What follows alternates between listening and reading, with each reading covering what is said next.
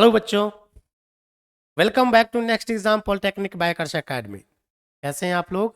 अच्छे हैं। उम्मीद करता हूं आप सभी लोग बहुत अच्छे होंगे, खुश होंगे और स्वस्थ होंगे।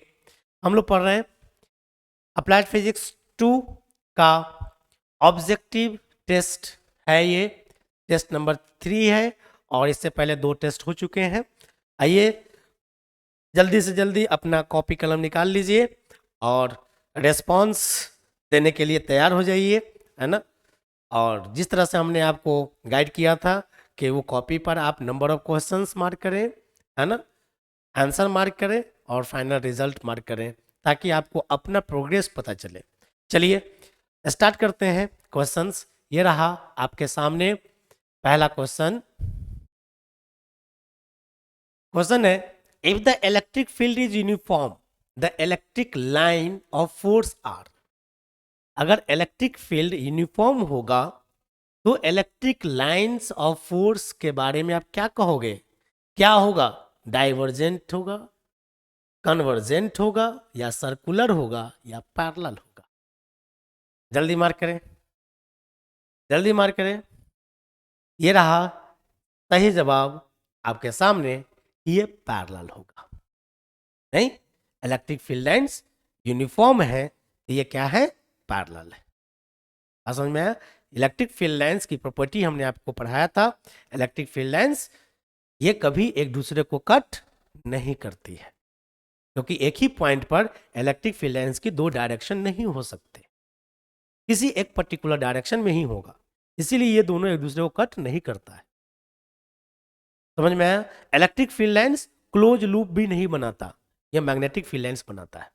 तो this is the correct answer कि if electric field is uniform the electric lines of force are parallel. Second, next question, electric line of force always intersect each other. अभी जो बात किया है ना उसी पे है। Are always parallel to each other, never intersect each other, sometimes intersect and sometime do not intersect. जल्दी मार्क करो। यह रहा आपका सही जवाब। ये never intersect each other. The electric intensity inside a charged hollow sphere is. एक hollow sphere है, चार्ज्ड है, तो उसके अंदर इलेक्ट्रिक फील्ड इंटेंसिटी क्या होगा? 0 होगा, इन्फिनिटी होगा, कांस्टेंट होगा, या वेरिएबल होगा? जल्दी मार्क करें अपने रिस्पॉन्स को, लॉक करें अपने जवाब को। ये रहा सही जवाब। क्या होगा? 0 होगा। नहीं, हमने गॉस थ्योरम आपको पढ़ाया था। तो this is the correct answer. Next, a stationary electric charge produces. कोई इलेक्ट्रिक चार्ज है जो स्टेशनरी है, रेस्ट में है, क्या प्रोड्यूस करता है? ये रहा option, only magnetic field, only electric field, both magnetic and electric field, neither magnetic field not electric field. Mark करें अपना answer. A stationary electric charge produces only magnetic field, only electric field, both magnetic and electric field, neither magnetic nor electric. ये रहा सही जवाब आपके सामने कि only electric field. When charge is at rest, it produce electric field. Isn't it? When charge is moving, अब moving मतलब motion में है, तो मोशन के 2 कंडीशन, क्या उसकी स्पीड यूनिफॉर्म है या स्पीड वेरिएबल है, मतलब स्पीड वेरिएबल एक्सेलरेटेड है। सो जब वो एक कांस्टेंट स्पीड से चलता है तो एक कांस्टेंट मैग्नेटिज्म डेवलप करता है, और जब वो एक्सेलरेट होता है तो वो इलेक्ट्रोमैग्नेट डेवलप करता है। नहीं, तो ये फिनोमेना ये सब हम लोग जानते हैं। There are only electric field. Coulomb's force is proportional to. Coulomb force इसमें से किसके प्रोपोर्शनल होता है? आर के प्रोपोर्शनल होता है, आर स्क्वायर के, 1/r के, 1/r स्क्वायर का। जल्दी मार्क करें अपना आंसर। ये रहा सही जवाब कि ये 1/r स्क्वायर के प्रोपोर्शनल होता है।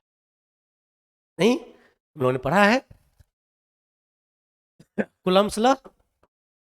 ये रहा एक चार्ज Q1, ये एक चार्ज Q2, इसके बीच की दूरी ये r, इसके बीच में जो फोर्स लगता है that force is product of proportional to product of the charges and this force is proportional to 1/r², या ये कहते हैं this force is inversely proportional to distance between the two charges. नहीं, so this is the correct answer.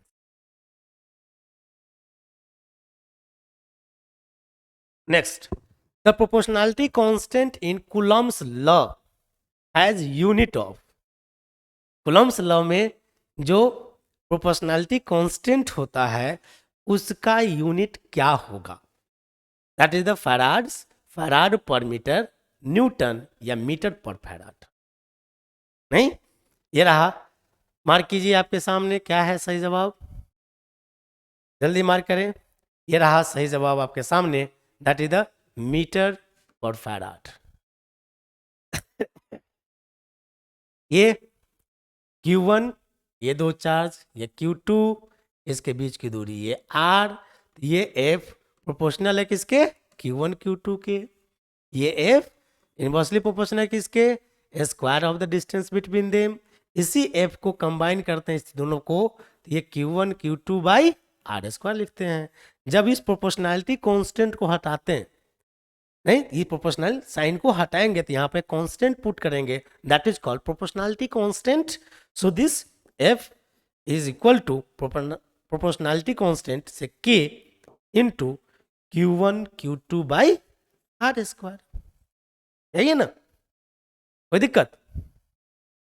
अब आपसे पूछता है कि इसमें जो प्रोपोर्शनैलिटी कांस्टेंट है इसकी यूनिट क्या है?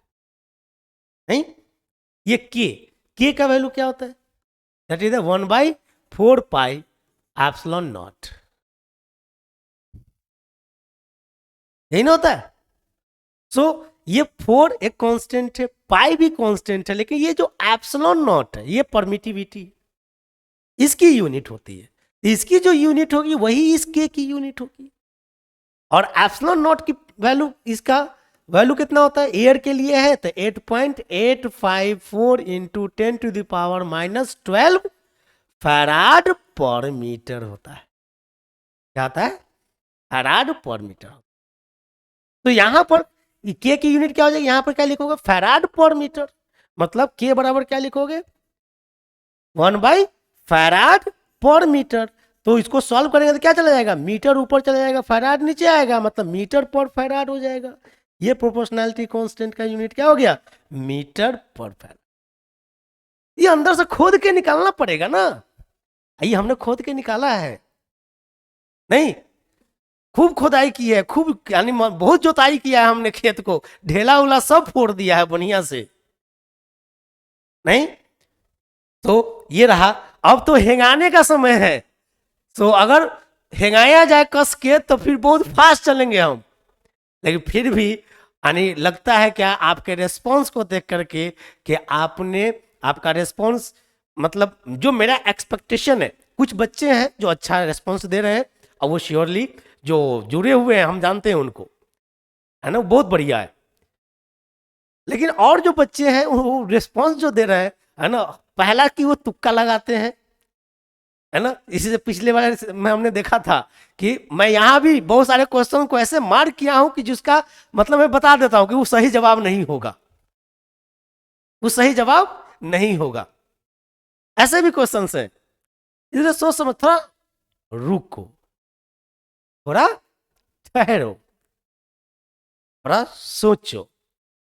बहुत सिंपल क्वेश्चन, बहुत आसान क्वेश्चन. पैसेंस रखिए. जल्दीबाजी में जिनको आता भी है वो जल्दीबाजी में भी गलती कर बैठते हैं, क्योंकि जल्दीबाजी का काम किसका होता है? शैतान का होता है. और शैतान सही काम कैसे करने देगा? ठीक है ना. तो जल्दीबाजी ना करें, बहुत आसानी से, है ना, बहुत आसानी से सब कुछ हम लोग क्लियर करेंगे और क्लियर किए हैं.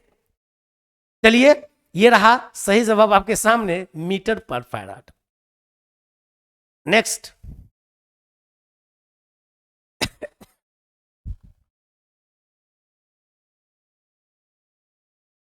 The unit of electric field intensity और electric field strength is. Electric field intensity या इलेक्ट्रिक फील्ड स्ट्रेंथ का यूनिट इसमें से कौन है? न्यूटन पर कूलम, वोल्ट पर मीटर, वोल्ट पर coulomb, both A and B. जल्दी बताइए कौन है सही जवाब इसका? मार्क करें, मार्क कीजिए। The unit of electric field intensity और electric field strength is newton पर कूलम, वोल्ट पर मीटर, वोल्ट पर coulomb, both A and B. मतलब न्यूटन पर कूलम होगा और वोल्ट पर मीटर होगा। ये रहा सही जवाब, है ना, कि ए और बी। मतलब न्यूटन पर कूलम भी होता है एंड वोल्ट पर मीटर भी होता है। बिल्कुल सही है। ये जो इलेक्ट्रिक फील्ड है that is the force per unit charge, that is the force newton पर कूलम। ये जो इलेक्ट्रिक फील्ड है that is the d v by d x. नहीं, वोल्टेज ग्रेडियंट, पोटेंशियल ग्रेडियंट, हमने रिलेशन पढ़ा है ना, डीवी बाई डी एक्स। तो दिस इज द वी का volt, volt per d x meter per meter. तो न्यूटन पर कूलम एंड वोल्ट पर मीटर ये दोनों यूनिट होता है इसका, इलेक्ट्रिक फील्ड का। The unit of electric flux is, इतने सारे टर्मिनोलॉजी है, electric flux, magnetic flux, electric field, magnetic field, electric flux density, magnetic flux density, मत Coulomb's law, ampere circuit law, बहुत सारे लॉ हैं, है ना। उस सारे लॉ में से आपने जो पढ़ा है इस फिजिक्स में, इस पार्ट में मात्र 5%, क्योंकि आप डिप्लोमा के बच्चे हैं, आप डिप्लोमा के बच्चे हैं, मात्र 5%, 5% से भी कम। फिर भी आपको जो पढ़ना था, हमने जो आपको पढ़ाया है वो पढ़ाया है मोर देन 30%। हमने जो पढ़ाया आपको, आपको पढ़ना है 5%, हमने पढ़ाया था मोर देन 35%, ताकि आपका जो लेवल है उसमें भी थोड़ा इंप्रूव हो और आप अपने सेमेस्टर को अच्छे से एंजॉय करें, बहुत अच्छे तरीके से। चलिए बताइए जल्दी। The unit of electric flux is coulombs, coulomb per meter, weber, weber per metre square. ये रहा सही जवाब कि ये इसका यूनिट कूलम्ब होता है। Next, the surface charge density in a good dielectric is, एक डाइलेक्ट्रिक मटेरियल है, उस गुड डाइलेक्ट्रिक है ना, कोई बैड डाइलेक्ट्रिक नहीं है, गुड डाइलेक्ट्रिक है, उसका सरफेस चार्ज डेंसिटी कितना होगा? 0, rho S, infinity, minus of rho S, that is the charge, surface charge density लिखा है, रो एस। क्या होगा गुड डाइलेक्ट्रिक का? दैट इज द 0, है ना, उस पर कोई भी सरफेस चार्ज नहीं होगा क्योंकि वो डाइलेक्ट्रिक मटेरियल है। बात समझ में है, वो भी गुड है। तो surface charge density in a good dielectric is 0. Now, example of polar type of dielectric is polar type, non-polar type, dielectric material. हमने डाइलेक्ट्रिक मटेरियल पे एक स्पेशल क्लास दिया था, है ना, इस यूनिट के एंड में हमने एक डाइलेक्ट्रिक मटेरियल पे स्पेशल क्लास दिया था, special class only for dielectric material. वो आपके सिलेबस में इंक्लूड नहीं है, लेकिन उसका वो पूरा निचोड़ है, पूरा पार्ट है वो, है ना, वो पूरे चीज का मतलब पूरे मटेरियल का एनालॉजी है वो, और वही मटेरियल हम यूज करते हैं, वही परमिटिविटी, वही सारे रिलेशन, ससेप्टेबिलिटी, है ना, polar material, non polar material, polarization, ये सारी चीजें। पोलराइजेशन आपके सिलेबस में नहीं था, फिर भी मैंने उसको डील किया था, एक स्पेशल क्लास था वो, है ना। चलिए बताइए जल्दी। Example of polar type of dielectric is oxygen, water, hydrogen और नाइट्रोजन। ये रहा सही जवाब, water. Next, electric field due to a single point charge is, एक सिंगल पॉइंट चार्ज के कारण इलेक्ट्रिक फील्ड का इक्वेशन क्या होगा? दिस, ये रहा सही जवाब इस सवाल का। जल्दी मार्क करो पहले अपना, ये रहा सही जवाब, E equal to 1/4πε0 Q by R square. नहीं, ये कोई सोर्स चार्ज है, इसके चारों तरफ ये इलेक्ट्रिक फील्ड लाइंस निकलते हैं। ये कोई पॉजिटिव चार्ज हमने ले लिया, इससे चारों तरफ ये इलेक्ट्रिक फील्ड लाइंस निकल रहा है। अब इस एरिया में कोई एक टेस्ट चार्ज आ गया, इससे कितना आर डिस्टेंस पर, तो ये चार्ज कितना फोर्स एक्सपीरियंस करेगा due to this charge, source charge, नहीं? So this is called electric field at this point. तो electric field at this point is force per unit discharge. What is the force between this charge and this source charge? So this is the force between this charge, Q naught into Q बटे 4 pi epsilon not into R square. अब बटे में ये क्या चीज, ये Q not, ये हो गया ये फोर्स दो चार्ज के बीच में। यहां पे एक चार्ज है सोर्स चार्ज, और यहां पर एक चार्ज है, that is the unit charge. इसको सॉल्व कर लीजिए आप। सो ये क्यू नॉट से क्यू नॉट कैंसिल हो गया। सो इलेक्ट्रिक फील्ड कितना हो गया, 1/4 pi epsilon not into Q by are square. This is the electric field at a point due to a point charge. This is the correct answer.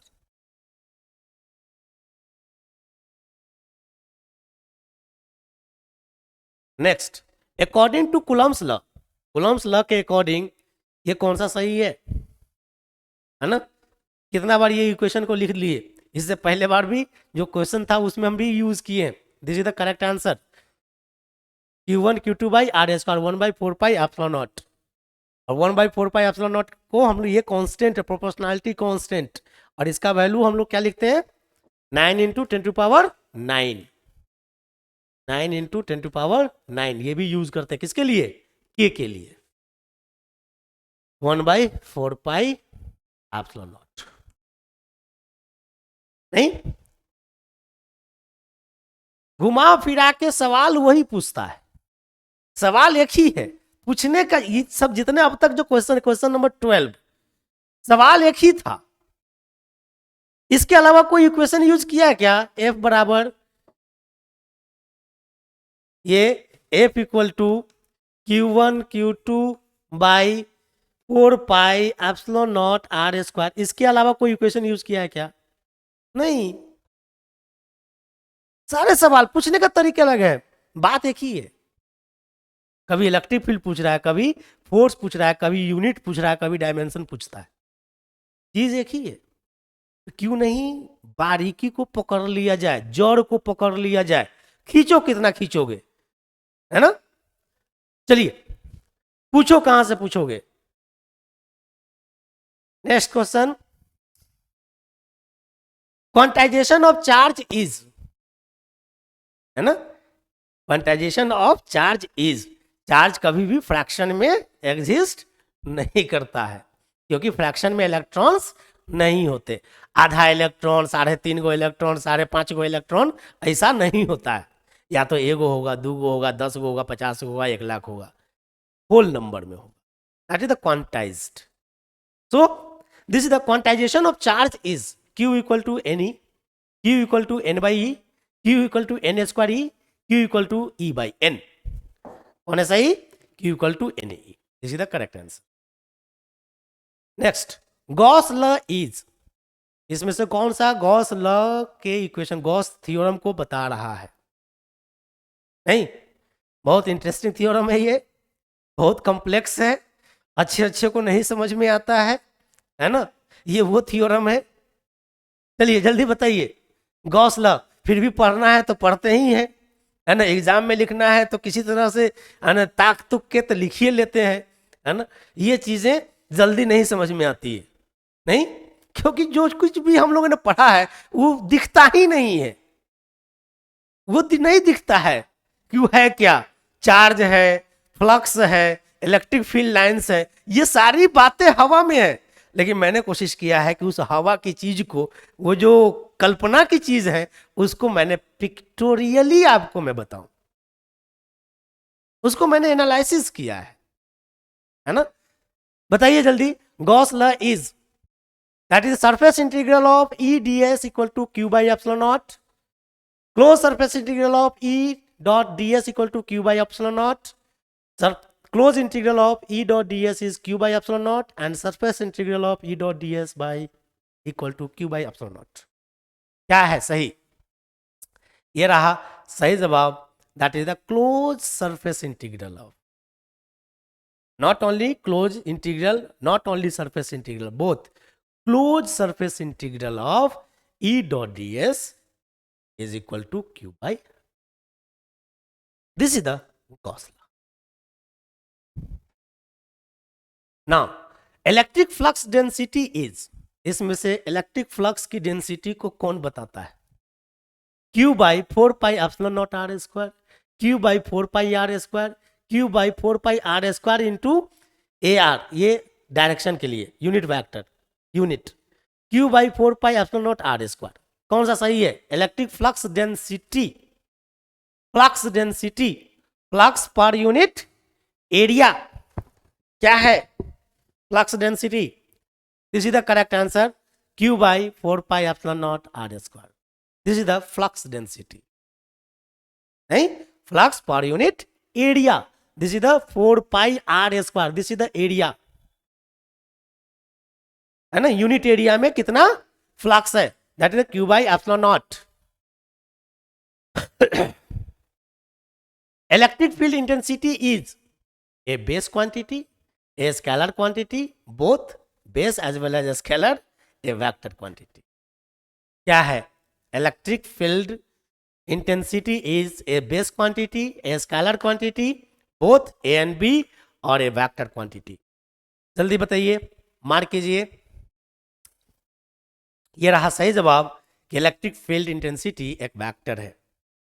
Field चाहे कोई भी हो, नहीं याद दिला दूं, है ना, फिर वही क्या चीज हमने आपको पढ़ाया है, फील्ड चाहे जो भी हो वो एक वेक्टर ही होता है, चाहे वो ग्रेविटेशनल फील्ड हो, मैग्नेटिक फील्ड हो, इलेक्ट्रिक फील्ड हो, कोई भी फील्ड हो, किसी का भी फील्ड हो, मतलब वहां वो एक वेक्टर है। क्यों?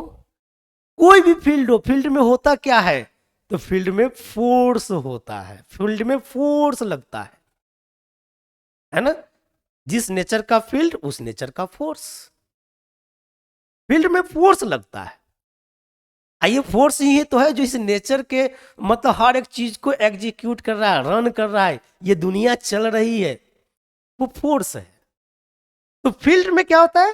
फोर्स लगता है, फोर्स एक वेक्टर है। तो किसी का भी फील्ड हो, इलेक्ट्रिक फील्ड हो, मैग्नेटिक फील्ड हो, ग्रेविटी फील्ड हो, वो एक वेक्टर होता है। This is the vector quantity. Field lines always emerged from, field lines कहां से इमर्ज होता है? जल्दी बताइए, मार्क कीजिए अपना answer. From negative charge, from positive charge, can be both positive और negative charge, the central point of both charge, दोनों चार्ज के सेंट्रल पॉइंट से कहां से चल के वो इमर्ज होता है, कहने का सेंस ये आज सही जवाब, that is the positive charge. नहीं, electric field emerge from positive charge. ये रहा प्लस चार्ज, ये रहा माइनस चार्ज। तो यहां से ये इलेक्ट्रिक फील्ड लाइन ऐसे निकलेगा, प्लस से किधर?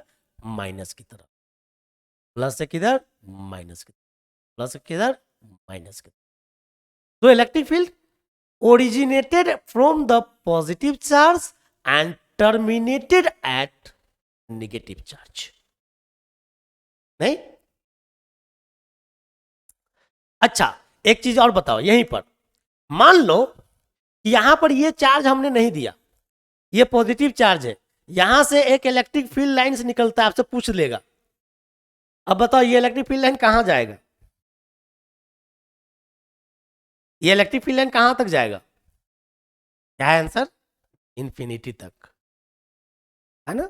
कोई भी पॉजिटिव चार्ज से जो फील्ड लाइन, कहीं पर पॉजिटिव चार्ज कहीं पर है, इसका मतलब हम ये समझते हैं कि उसका जो निगेटिव पार्ट है कहाँ है? इनफाइनाइट पर है। समझ में आया? और इनफाइनाइट पर रखी हुई चीजों का जो चार्ज है, इनफाइनाइट पे जो पोटेंशियल है वो कितना होगा? 0 होगा। नहीं, ये सारी चीजें हम लोगों ने चर्चा किया है, हमको मालूम है। Now F is force acting on test charge Q naught. Electric field intensity E would be given by, जल्दी बताइए, हम बता चुके हैं, अभी जस्ट फिर बताया है कि इलेक्ट्रिक फील्ड क्या होता है, क्या होता है, force per unit charge. This is the correct answer. Next, which of the following statement is incorrect? इसमें से कौन सा स्टेटमेंट गलत है, सही नहीं है ना?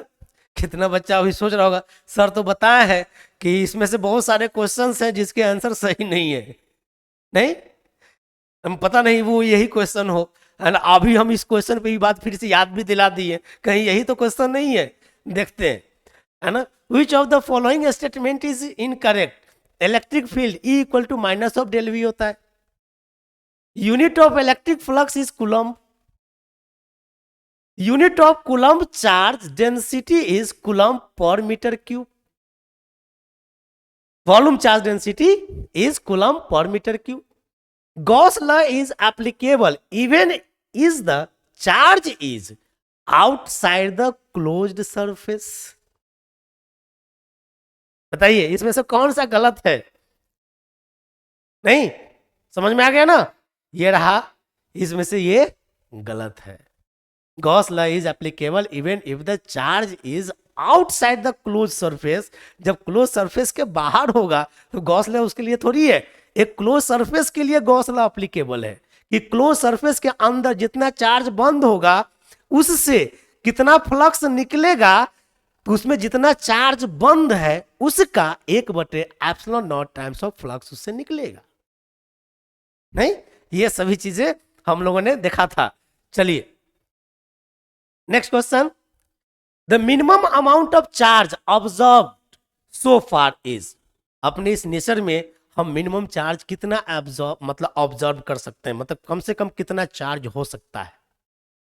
वेरी सिंपल क्वेश्चन, 1 कूलम का 4.8 इंटू 10⁻13 कूलम का, 1.6 इंटू 10⁻19 कूलम का, या 1.6 इंटू 10⁻19 कूलम का मिनिमम कितना होगा? नहीं, ये रहा सही जवाब, 1.6 इंटू 10⁻19 कूलम। जो चार्ज एक इलेक्ट्रॉन पे होता है वही मिनिमम चार्ज, और एक इलेक्ट्रॉन पे चार्ज कितना होता है? यही होता है 1.6 इंटू 10⁻19 कूलम। नेक्स्ट, 1 वोल्ट पर मीटर इक्वल टू, कोई भी नया सवाल नहीं है, सारे सवाल वही है, कहीं ना कहीं से रन घूमते फिरते सवाल वही है, नया सवाल नहीं है। इसी में बच्चा भूल जाता है ना? पता है इसका आंसर कुछ और होगा, इसका आंसर कुछ और होगा, है ना? क्योंकि क्वांटिटी के नाम डिफरेंट डिफरेंट है और सभी एक दूसरे से रिलेटेड है ना? जिसको ये रिलेशन समझ में आएगा, कोई संबंधी होता है उसका रिलेशन होता है, कोई किसी का पिता है, कोई किसी का बेटा है, कोई किसी का नाती है, कोई किसी का पोता है। ये रिलेशन जब तक नहीं समझ में आएगा तो ऐसे ही फलते, जो बाप बेटा है उसको कह दो कि बेटा को बाप बना दो, बाप को बेटा बना दोगे, नाती पोता हो जाएगा, पोता नाती हो जाएगा, है ना? रिलेशन गड़बड़ हो जाएगा। तो रिलेशन को समझना बहुत आवश्यक है ताकि आप उनके बीच में डिफ्रेंशिएट कर पाए, है ना? अच्छे से उसको डिस्क्राइब कर पाए। सो ये रहा आपके सामने, 1 वोल्ट पर metre is equal to is 1 newton, 1 newton per metre, 1 newton पर coulomb, 1 joule per coulomb. Mark करें, है ना? जल्दी से कौन रिलेटेड है किससे, है ना? इसके रिश्ते को फरियाइए। ये रहा सही जवाब, दैट इज द 1 न्यूटन पर कूलम, क्योंकि वोल्ट पर metre is the unit of what? Electric field. और इलेक्ट्रिक फील्ड का एक और यूनिट है कौन? न्यूटन पर कूलम। सो इलेक्ट्रिक फील्ड का ये भी नाम है और इलेक्ट्रिक फील्ड का ये भी नाम है, नहीं? सो ये इलेक्ट्रिक फील्ड के दो अलग अलग यूनिट हैं, इस नाम से भी बुला सकते हैं, क्या? न्यूटन पर कूलम या वोल्ट पर मीटर। बात है की।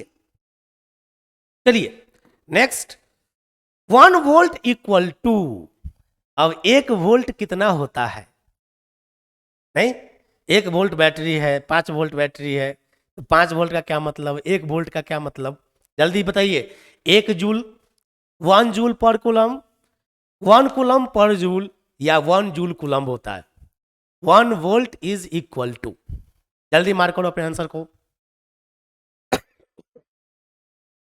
ये रहा सही जवाब 1 जूल पर कूलम्ब। नहीं, जो पोटेंशियल होता है, यहां पर कोई चार्ज है से सोर्स चार्ज, इसके कारण एक इलेक्ट्रिक फील्ड ये डेवलप है। इस इलेक्ट्रिक फील्ड के अगेंस्ट में, क्योंकि काम वर्क डन कब होता है, जब कोई अपोजिशन होता है तभी वर्क डन होता है। अगर अपोजिशन ना हो तो वर्क डन भी नहीं होगा, एनर्जी का ट्रांसफॉर्मेशन भी नहीं होगा। अपोजिशन का होना बहुत आवश्यक है ना लाइफ में। इसलिए ये इलेक्ट्रिक फील्ड है। अगर यहां ये पॉजिटिव चार्ज है, मान लीजिए कि ये कोई टेस्ट पॉजिटिव चार्ज हमने यहां पर रख लिया, तो इस जगह पर ये टेस्ट पॉजिटिव चार्ज कहां से आ गया, कहीं से उठा के रख लिया। नहीं, तो हम लोग ये कहते हैं कि नहीं, ये टेस्ट पॉजिटिव चार्ज को हमने इनफाइनाइट से लेकर के आया। किसके अगेंस्ट में लेके आया, तो ये जो इलेक्ट्रिक फील्ड है इसके अगेंस्ट में लेके आया, क्योंकि ये पॉजिटिव टेस्ट चार्ज, ये भी पॉजिटिव चार्ज, पॉजिटिव पॉजिटिव के बीच में तो रिपल्सन होगा, मतलब ये जो है इसको अपनी तरफ आने नहीं देगा, फिर भी हम लेके आ रहे हैं, तो हमको काम करना पड़ेगा। यही तो चीज होता है किसमें, ग्रेविटी में, कि कोई भी पत्थर, कोई भी ईटा, कोई भी चीज जमीन से सट के रहना चाहता है, अगर उसको ऊपर लेके आना है तो आपको काम करना पड़ेगा, उसको उठाना पड़ेगा। उठाकर यहां पे लाकर छोड़ दो तो नीचे ही चला जाएगा। ये नेचर है, क्योंकि अपोजिशन है। जब तक अपोजिशन नहीं होगा काम नहीं होगा। तो पोटेंशियल, किसी पॉइंट का पोटेंशियल कैसे डिफाइन करते हैं हम लोग, वोल्टेज कैसे डिफाइन करते हैं हम लोग, आपने देखा है, पढ़ा है ना। तो दिस पोटेंशियल, इस पॉइंट का पोटेंशियल क्या होगा, so this potential is what, work done by charge, work done by charge. यही होता है क्या चीज, potential difference, work done by charge. तो वर्क डन, ये वर्क है तो ये क्या हो गया, जूल, और ये चार्ज है तो ये क्या हो गया, कूलम्ब, जूल पर कूलम्ब। सो 1 वोल्ट का क्या मतलब हो गया, 1 जूल का काम करना पड़ेगा 1 कूलम्ब के चार्ज पर। मतलब कि अगर 1 कूलम्ब के चार्ज को एक जगह से दूसरे जगह तक ले जाने में 1 जूल का काम करना पड़ता है, तो वो दोनों पॉइंट के बीच में जो पोटेंशियल डिफरेंस है वो 1 वोल्ट का होगा। अब क्या कहा पता नहीं, है ना, कुछ तो कहा हमने। चलिए, है ना, आगे फिर इसको समझेंगे क्या कहा हमने। चलिए next question, the dimension representation of epsilon not will be. अब ये परमिटिविटी का डायमेंशन पूछता है, वो क्या होगा। ये रहा आपके सामने ऑप्शन, मार्क कीजिए डायमेंशन क्या होगा। ये रहा सही जवाब, that is the m-1 l-3 t के पावर 4 एंड a स्क्वायर। नहीं, ये एप्सिलॉन नॉट का ये डायमेंशन है। एप्सिलॉन नॉट का क्या, ये डायमेंशन है, m-1 l-3 t के पावर 4 a स्क्वायर। क्लियर है। mlt इतना तो मालूम है ना, mlt मास लेंथ टाइम, ये a क्या है, ये एम्पियर, ये क्या है, एम्पियर। कहां से निकालेंगे, सब कुछ आपको पता है, केवल एग्जीक्यूट करना है बेटा। क्या करना है, एग्जीक्यूट करना है कि किस तरीके से हम उस चीज को यूज करें। हमारे पास है फोर्स बराबर 1/4 pi epsilon not Q1 Q2 बटे R स्क्वायर, यही है ना। अब यहां से ये एप्सिलॉन नॉट को निकाल लीजिए, तो फोर्स को इधर ले आएंगे हम लोग, तो ये एप्सिलॉन नॉट बराबर क्या लिख सकते हैं, 1/4 पाई ये फोर्स इंटू Q1 Q2 बटे R स्क्वायर। नहीं, ये तो क्या है, 1/4 पाई, ये तो कांस्टेंट है। Constant is a unitless, dimensionless. So इसको अगर हम रिमूव कर दें, सो डायमेंशनली अगर बात करें तो किसका किसका डायमेंशन लिखना पड़ेगा, Q1 Q2 बटे ये फोर्स ये आर स्क्वायर, इसका डायमेंशन अगर लिख ले तो वही ये डायमेंशन है। नहीं, फोर्स क्या होता है, मास गुने acceleration, ml T square. Force क्या होता है, मास इंटू एक्सेलरेशन। सो ये मास एक्सेलरेशन मीटर पर सेकेंड स्क्वायर होता है, इसका केजी होता है, तो इसका मीटर पर सेकेंड स्क्वायर से ये हो गया मास मीटर लेंथ पर सेकेंड स्क्वायर, तो ये ml/-2, ये हो गया फोर्स का डायमेंशन। ये आर स्क्वायर है, आर स्क्वायर मतलब क्या, लेंथ का square. So this is the length का square. So this is Q1 Q2 बटे इसका डायमेंशन तो पता चल गया, ml/-2, ये लेंथ का स्क्वायर एल स्क्वायर। अब Q1 Q2 का डायमेंशन लिखना है। चार्ज का डायमेंशन क्या होगा, चार्ज का यूनिट तो कूलम्ब होता है, इसका mlt क्या होगा, तो चार्ज को हम mlt में नहीं लिखते हैं, किसमें लिखते हैं, करंट का यूज करते हैं। करंट बराबर क्या होता है, I बराबर Q/T होता है, तो Q बराबर क्या हो जाएगा, I इंटू टी, और I का यूनिट क्या चीज, एम्पियर, ये T का यूनिट क्या, टाइम है, T, ampere into time, AT। So Q का डायमेंशन क्या लिखते हैं, AT, A इंटू टी। एक Q का AT, दूसरे Q का भी AT, तो क्या हो जाएगा, A square T square, A square, इसका भी 80 इसका भी 80, तो ए स्क्वायर टी स्क्वायर ऊपर हो गया, तो ऊपर क्या क्या पैरामीटर्स हो गए, ए स्क्वायर टी स्क्वायर, ये एम्पियर है ध्यान रखेंगे, ये टाइम है, बटे ये एम, ये L1 एल स्क्वायर, तो ये L3, ये T-2, इस सब को ऊपर ले जाओ, तो ये M-1, ये L ऊपर नहीं है L, तो L-3, ये T-2 ऊपर जाएगा तो ये प्लस हो जाएगा, नहीं, T-2 ऊपर जाएगा तो ये प्लस हो जाएगा, एम्पियर mlt, तो ये T2 -2 2 + 2, ठीक, फिर ये ए स्क्वायर एम्पियर का, सॉरी इधर से ए स्क्वायर, ये रहा डायमेंशन, ये रहा ना, M-1 L3 T के पावर 4, 2 + 2 4 हो जाएगा, ए स्क्वायर, नहीं, दैट्स वेरी सिंपल, बहुत सिंपल है, बहुत आसान। चलिए next question, the force between two charges when place in free space is 5 Newton. दो चार्ज के बीच में जो फोर्स लगता है वो 5 न्यूटन का है, वो दोनों चार्ज फ्री स्पेस में रखा हुआ है।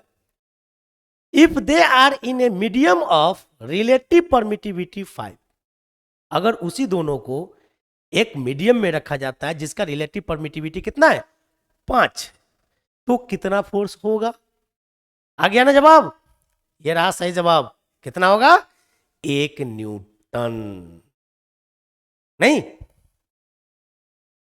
1 न्यूटन, कैसे भाई, तो फोर्स इन एयर बटे फोर्स इन मीडियम का जो रेशियो निकालते हैं क्या होता है, ये एप्सिलॉन आर, क्या होता है, ये एप्सिलॉन आर, यही ना होता है, तो ये एप्सिलॉन आर मतलब ये दे दिया आपको, तो ये एफ एम मीडियम में कितना फोर्स होगा, ये इतना बटे एप्सिलॉन आर, यही तो होता है, इतना टाइम से कम हो जाएगा।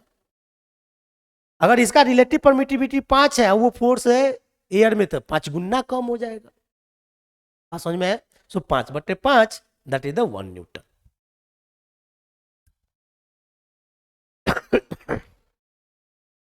Next, the work required to carry a charge of 2 coulomb from one point to another is 20 joule.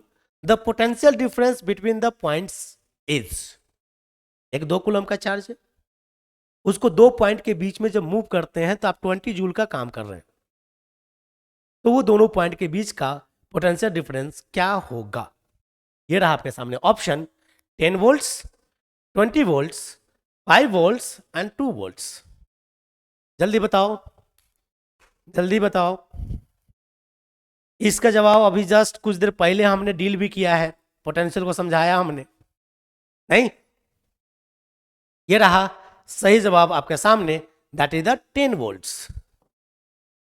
नहीं, दैट इज द 10 वोल्ट होगा ना, क्योंकि जो पोटेंशियल डिफरेंस होता है that is the work done बटे चार्ज. वर्क डन कितना किया आपने? 20 जूल. कितना चार्ज पर? तो 2 कूलम का. ये रहा 10.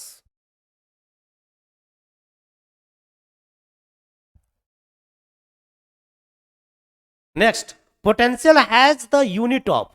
इसमें से पोटेंशियल का कौन सा यूनिट है? Joule per coulomb, joules, joules per metre cube, joule per metre square. Mark करें अपने आंसर को, जल्दी जल्दी मार्क करें. Potential has the unit of joule per coulomb, joules, joules per metre cube या जूल्स पर मीटर स्क्वायर. यह रहा सही जवाब, जूल्स पर कूलम.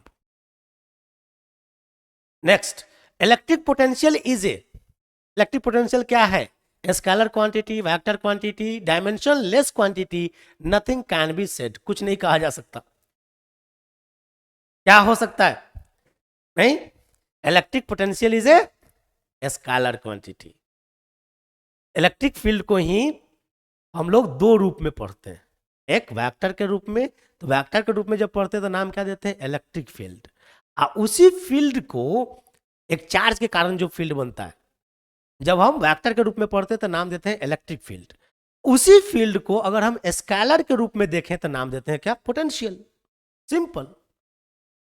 जिस तरह से स्पीड और वेलोसिटी है, स्पीड और वेलोसिटी है ना. वेलोसिटी में स्पीड तो है नहीं, लेकिन स्पीड में वेलोसिटी नहीं है.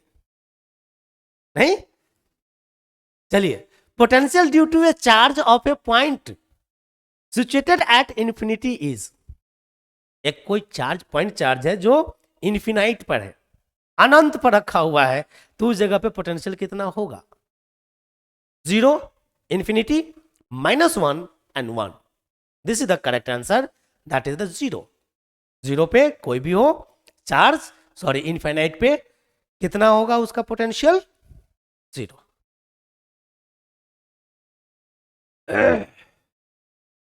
Electric potential due to a point charge. एक पॉइंट चार्ज के कारण इलेक्ट्रिक पोटेंशियल का कौन सा इक्वेशन है? जल्दी बताइए. V equal to 4 pi epsilon naught into r by q. V equal to 4 pi epsilon naught into q by r. V equal to 1 by 4 pi epsilon naught into q by r. V equal to 1 by 4 pi epsilon naught into r by q. जल्दी बताइए. ये रहा सही जवाब के सामने, V equal to 1 by 4 pi epsilon naught into q by r. This is the electric potential due to a point charge. जिसको electric field पता है, एक पॉइंट चार्ज के, ये कोई चार्ज है, इस चार्ज के कारण इस r डिस्टेंस पर ये कोई पॉइंट P है, इस P पॉइंट पर इलेक्ट्रिक फील्ड कितना होगा? That is the 1 by 4 pi epsilon naught into वो क्यू बटे आर स्क्वायर. ये इलेक्ट्रिक फील्ड होगा उस जगह पर. इसी जगह पर पोटेंशियल कितना होगा? इसी चार्ज के कारण पोटेंशियल कितना होगा? तो पोटेंशियल और इलेक्ट्रिक फील्ड में एक रिलेशन जानते हैं ना, इलेक्ट्रिक फील्ड बराबर क्या होता है? V बटे आर. V बटे आर. नहीं, हम लिखते हैं ना electric field potential gradient dV बटे dr या dx. Potential gradient that is the V बटे आर. तो V बराबर कितना हो जाएगा? R इंटू ई. ई का वैल्यू ये रहा इस जगह पर, तो ये क्या हो जाएगा? R इंटू ई का जगह value 1 by 4 pi epsilon naught into q by are square. ये R से स्क्वायर खत्म हो गया, तो क्या मिल गया? Q by 4 pi epsilon naught into r. ये रहा पोटेंशियल उस जगह पर। सो पोटेंशियल जो होता है वो इनवर्सली प्रोपोर्शनल होता है डिस्टेंस के, लेकिन इलेक्ट्रिक फील्ड जो है वो इनवर्सली प्रोपोर्शनल होता है स्क्वायर ऑफ द डिस्टेंस के, लेकिन जो फोर्स है वो भी इनवर्सली प्रोपोर्शनल होता है square of the distance for the point charge. इसमें कोई भी क्वेश्चन, मतलब ये टॉपिक, ये सब्जेक्ट ही इतना वर्सेटाइल है कि एक एक पॉइंट से हजारों क्वेश्चंस बन सकते हैं, एक एक लाइन से, है ना। तो चलिए, ये रहा आपके सामने सही जवाब। Potential is 1/4 pi epsilon not Q by R। Next question, SI unit of capacity is, है ना। इलेक्ट्रोस्टैट से हमको क्या मिला था, कैपेसिटर मिला था, है ना। तो अब हम लोग इंटर कर रहे हैं एप्लीकेशन पार्ट पर, किधर, कैपेसिटर की तरफ।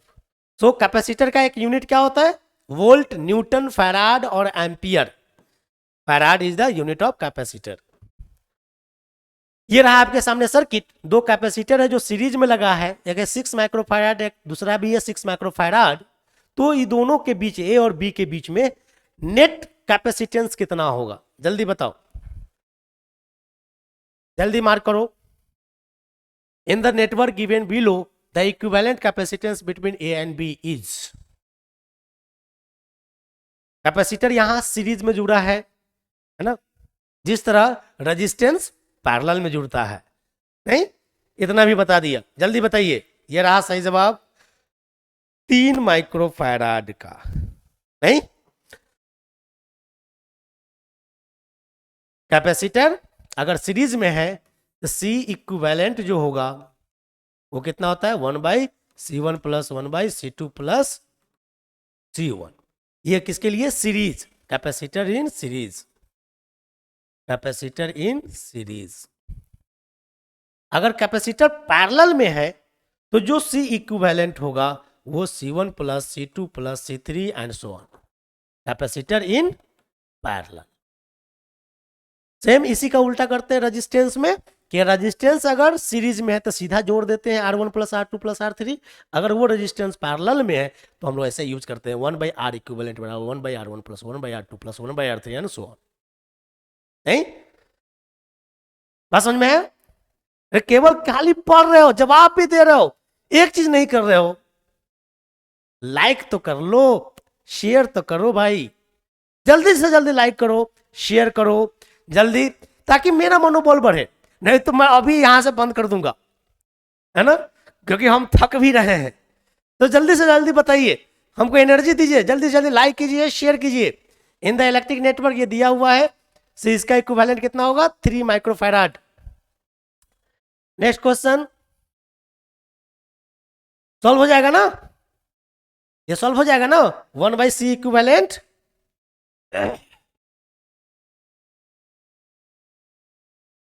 ये रहा C इक्विवेलेंट कितना, 1/C equivalent equal to 1/6 plus 1/6।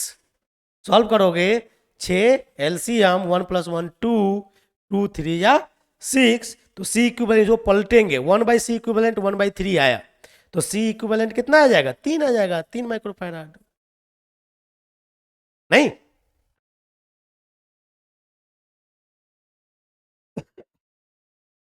तो this is the correct answer. Next question, ability of capacitor to store charge depends upon. एक चार्ज की जो स्टोरिंग कैपेसिटी है वो किस पर डिपेंड करता है। ये रहा आपके सामने option, area of plates, distance between plates, types of dielectric used, all of above. जल्दी मार्क कीजिए। Ability of capacitor to store charge depends on area of plates, distance between plates, types of dielectric used, all of above. ये रहा सही जवाब, all of above. नहीं, parallel plate capacitor, ये parallel plate,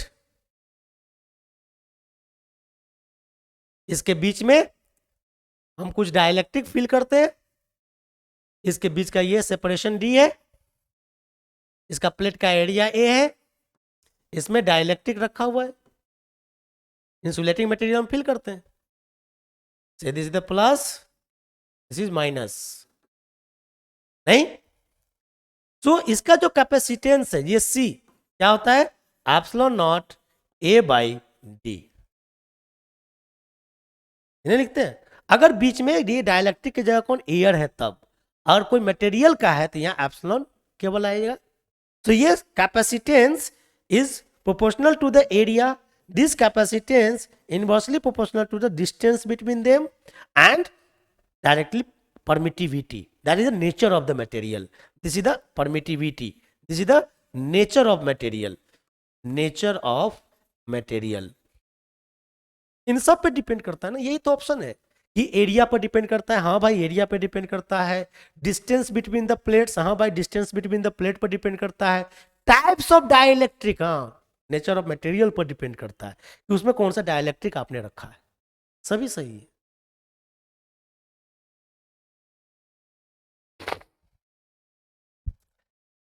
Next, the capacitance of parallel plate condenser is given by, एक parallel plate capacitor का जो capacitance है इसमें से कौन सा इक्वेशन अभी जस्ट जो बताया, कौन सा इक्वेशन है वो, ये रहा epsilon naught A by D, नहीं। Next question, if 10 microfarad capacitors are connected in parallel the net capacitance is, 10 microfarad का 3 कैपेसिटर है जिसको हमने पैरेलल में जोड़ रखा है, तो इक्विवेलेंट कितना होगा, पैरेलल में जुड़ा हुआ है डायरेक्ट जोड़ देंगे 10 से 30, नहीं। ये रहा आपके सामने option 30 microfarad. In a charge capacitor the energy resides, एक चार्ज कैपेसिटर में एनर्जी कहां रहता है, energy resides on the positive plate, positive plate पर, on the both positive and negative charge plate, दोनों पॉजिटिव प्लेट और नेगेटिव प्लेट पर, in the field between the plates, दोनों प्लेट के बीच में जो फील्ड है उसमें, around the edge of the capacitor plate, या कैपेसिटर प्लेट के आसपास एज पर कहां होता है, जल्दी बताइए। ये रहा सही जवाब आपके सामने, इन the field between the plates, दोनों प्लेट के बीच में जो डाइलेक्ट्रिक रखते हैं, जब हम उसको पोटेंशियल से जोड़ते हैं तो उस डाइलेक्ट्रिक के अंदर एक इलेक्ट्रिक फील्ड डेवलप रहता है, वहीं पर ये एनर्जी स्टोर होता है, ठीक है।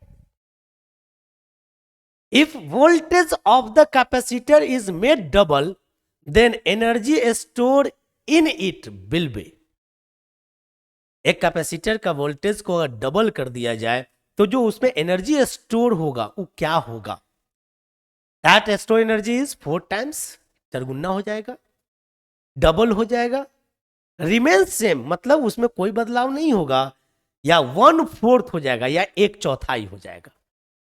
एक कैपेसिटर का वोल्टेज अगर हम दुगुना कर दें तो उसमें जो स्टोर एनर्जी होगा वो क्या होगा, वो स्टोर एनर्जी 4 टाइम्स हो जाएगा, डबल हो जाएगा, कोई बदलाव नहीं आएगा, या 1/4 हो जाएगा। जल्दी बताओ, जल्दी मार्क करो, ये रहा, जल्दी, ये सही जवाब है, 4 टाइम्स हो जाएगा। कैसे भाई, तो जो एनर्जी है क्या होता है, हाफ CV², नहीं, 2-3 इक्वेशन बनते हैं यहां से, Q is proportional to V, so Q equal to C into V, यही ना मेन इक्वेशन है। अब अलग अलग इक्वेशन हम यहाँ पर V के जगह पर, Q के जगह पर, C के जगह पर हम वैल्यू पुट करेंगे, अलग अलग इक्वेशन मिलेगा। ये रहा basic equation, E equal to half CV²। अब वोल्टेज को आपने दुगुना कर दिया तो एनर्जी क्या हो जाएगा, वोल्टेज का स्क्वायर है तो 2 का स्क्वायर, 4 गुना हो गया। हाँ समझ में आया, सो this is the correct answer, ये 4 टाइम्स हो जाएगा। Next, if the distance between the plates of parallel plate capacitor be double its capacitance will, उसी में है। अब कह रहा है क्या, दो पैरेलल प्लेट के बीच का जो डिस्टेंस है उसको डबल कर दो तो कैपेसिटेंस क्या होगा, capacitance will be doubled, be halved, be 4 times, remains the same. Mark कीजिए जल्दी, कौन सा सही जवाब होगा, जल्दी मार्क करो। If the distance between the plates of a parallel plate capacitor be doubled, its capacitance will be doubled, be halved, be 4 times, remains the same. ये रहा सही जवाब, be halved, आधा हो जाएगा। क्यों? इसलिए कि एक पैरेलल प्लेट कैपेसिटर का जो कैपेसिटेंस है वो epsilon naught A by D है। मतलब कैपेसिटेंस जो है वो इनवर्सली प्रोपोर्शनल है separation between the plates D के, इनवर्सली प्रोपोर्शनल है। तो ये डी अगर दुगुना हो जाए तो ये सी क्या हो जाएगा, हाफ हो जाएगा। अगर ये डी आधा हो जाए तो सी क्या हो जाएगा, दुगुना हो जाएगा। ये तो सवाल। सो कैपेसिटेंस क्या, ये अगर दुगुना हो गया तो सी क्या हो जाएगा, हाफ हो जाएगा। Next question, capacitance increase with, capacitance कैसे इंक्रीज करता है, सेम इक्वेशन पे बताइए। Increase in plate area and decrease in distance between the plates. Increase in plate area and distance between the plates, decrease in plate area and value of applied voltage, reduction in plate area and distance between the plate। कौन सा सही है, जल्दी mark करो। Capacitance increase with, which one is correct, this one is correct, increase in plate area and decrease in distance between the plates। नहीं, क्योंकि वो plate area के डायरेक्टली प्रोपोर्शनल है और डिस्टेंस के इनवर्सली प्रोपोर्शनल है। C equal to epsilon naught A by d. तो अगर इसको बढ़ाना चाहते हो तो एरिया बढ़ाओ लेकिन ये डी को घटाओ। समझ में आया बात? Next, the potential at a point due to positive charge of 100 microcoulomb at a distance of 9 metre is. जल्दी बताइए, एक चार्ज है, पॉइंट चार्ज, वो चार्ज क्यू कितना है, 100 माइक्रोकूलम का। यहां से 9 मीटर दूर चले जाइए, कोई पॉइंट है, ये पी पॉइंट मान लेते हैं। इस जगह पे आपको पोटेंशियल बताना है कितना होगा। The potential at a point due to positive charge है ना, 100 microcoulomb at a distance of 9 metre is. बताइए यहां पर पोटेंशियल कितना होगा, सॉल्व कीजिए जल्दी। नहीं, पोटेंशियल का इक्वेशन क्या लगाएंगे, 1/4 pi epsilon naught q by r. Value put करो, सॉल्व करो। ये रहा सही जवाब आपके सामने। और टाइम दे दें, सॉल्व करने में टाइम लगेगा, चला टाइम लगेगा। ये जो 1/4 पाई एप्सिलॉन नॉट है इसका वैल्यू कितना यूज कर लोगो, 9 × 10⁻⁹ ये यूज कर लो, Q बाई आर, ये याद रखो। इलेक्ट्रिक फील्ड के लिए भी, इलेक्ट्रिक फील्ड में 9 × 10⁹ × Q/r², और कूलम्ब्स फोर्स के लिए भी 9 × 10⁹ Q1 Q2/r²। एक शॉर्ट फॉर्म आप ये ध्यान रखिए।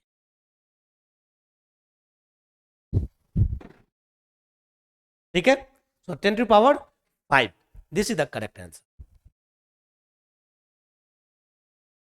Next, the relation between potential V and field intensity E is E equal to minus of del V, that is the gradient of V, V equal to minus of integral of E dot dl, both A and B, none of these। Electric field और जो potential है उसके बीच में, V के बीच में क्या relation है, ये रहा सही जवाब आपके सामने, E equal to minus of del V। This is the correct answer. So ये रहा कुछ questions related to electrostat and capacitance. Objective questions थे, है ना। ज़्यादा से ज़्यादा लोगों को आप शेयर करें, ज़्यादा से ज़्यादा लाइक करें, है ना, हमको एनर्जी दीजिए ताकि आपको मतलब सनलाइट मिलेगा, मतलब कि आप एनर्जेटिक होगे, आप सीखोगे, आप देखोगे एग्जामिनेशन में परफॉर्म करते वक्त। आपने ट्रिपल ई में देखा है, ये मैं ऐसे ही नहीं बोल रहा हूं, या पहले जो बोला हूं वैसे ही नहीं बोला था, है ना। जो बच्चे ट्रिपल ई का एग्जाम दिए हैं और जो हमसे पढ़े थे, उनको एहसास हो गया होगा कि हमने क्या दिया था उनको, उन्होंने क्या परफॉर्म किया है। ये मैं ऐसे ही हवा में नहीं बोल रहा हूं। चलो मिलते हैं फिर। ये ऑब्जेक्टिव टेस्ट सीरीज तीसरा था। नेक्स्ट टेस्ट सीरीज को लेकर के बहुत जल्दी, तब तक के लिए हमें दीजिए इजाजत। और ये क्लोज हुआ पर्दा। Thank you, thanks a lot, thank you.